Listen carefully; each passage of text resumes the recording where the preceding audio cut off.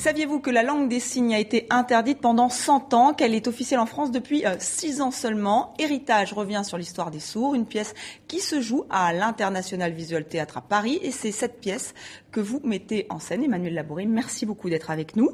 Alors sur scène, il y a des comédiens entendants et sourds et une interprète fait le lien. C'est le cas sur le plateau, donc bienvenue à vous. Merci beaucoup Corinne d'être avec nous. Alors le point de départ de cette pièce est de revenir sur cette histoire des sourds, ce congrès de Milan qui a fait interdire cette langue des signes.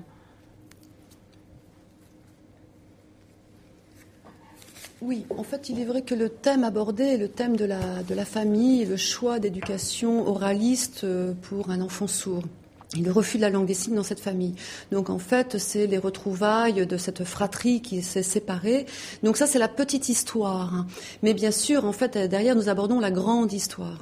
Beaucoup de gens ne connaissent pas notre histoire depuis 1880 et encore, nous avons encore les conséquences de l'interdiction de la langue des signes actuellement. Oui, on voit la difficulté pour un enfant sourd, élevé par une famille entendante, une difficulté de se faire comprendre et on comprend mieux en tant qu'entendant les difficultés d'un enfant sourd et on va justement regarder un extrait avec d'héritage, donc on regarde. Qu'est-ce qu'ils disent? Et on parle de papa. Demande à Monique. Effectivement, il parle de votre père qui croyait l'intelligence et la parole liées, comme beaucoup d'oralistes convaincus. Et voulait forcer les sourds à parler sous prétexte de les intégrer à la société. Rendre les sourds à la société, il disait. Ouais. Sinon qu'à vouloir le sauver de son état de sourd, votre père, si fier de ses grandes qualités, ne faisait qu'enfoncer Julien dans les vêtus. Comment aurait-il compris quoi que ce soit sans communication? Oui, c'est vraiment le thème central de cette pièce, c'est vouloir intégrer de force, de force les sourds dans la société et refuser qu'ils puissent communiquer d'une autre manière que le langage. Ce qui est encore vrai aujourd'hui. Écoutez, je ne dirais pas que c'est de la cruauté. Les parents pensent bien faire. Ils pensent qu'ils ont fait le meilleur choix pour permettre à leur enfant de s'intégrer dans la société. Pour cela, il faut être normal, il faut répondre aux normes d'une société, donc il faut parler. Ils pensent que si l'enfant a la langue des signes, il sera vraiment dans un ghetto. Il ne sera pas intégré dans la société. Or, c'est tout à fait l'inverse. La langue des signes nous permet de nous ouvrir et d'aller vers l'autre, de pouvoir découvrir d'autres mondes, notamment le monde des entendants, pouvoir apprendre à se rencontrer. Ça ne nous coupe pas du tout de l'extérieur, la langue des signes. Et pour nous, la langue des signes est vraiment une langue qui est vitale.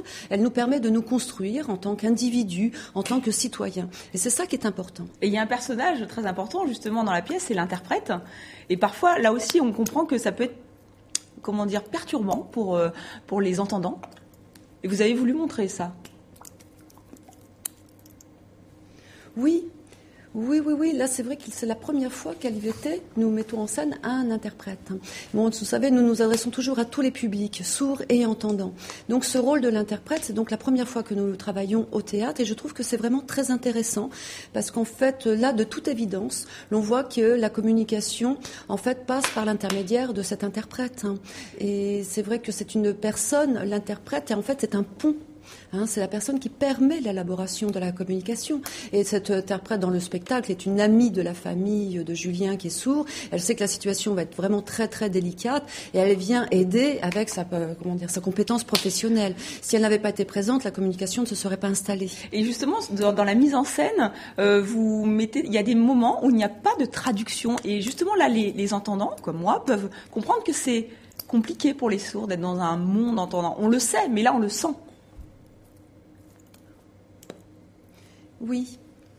Oui, c'est vrai que très souvent, les entendants se sentent exclus d'un seul coup. Et il est vrai que d'un seul coup, on est exclu lorsqu'on ne comprend pas la langue qui se parle autour de soi. On ne peut pas suivre une conversation. Donc c'est vrai, moi, ça me fait réfléchir parce que moi, c'est ce que je vis depuis mon plus jeune âge.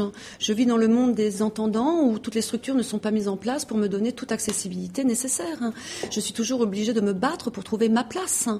Et il est vrai que moi, j'en ai l'habitude depuis mon plus jeune âge, mais ce n'est pas normal.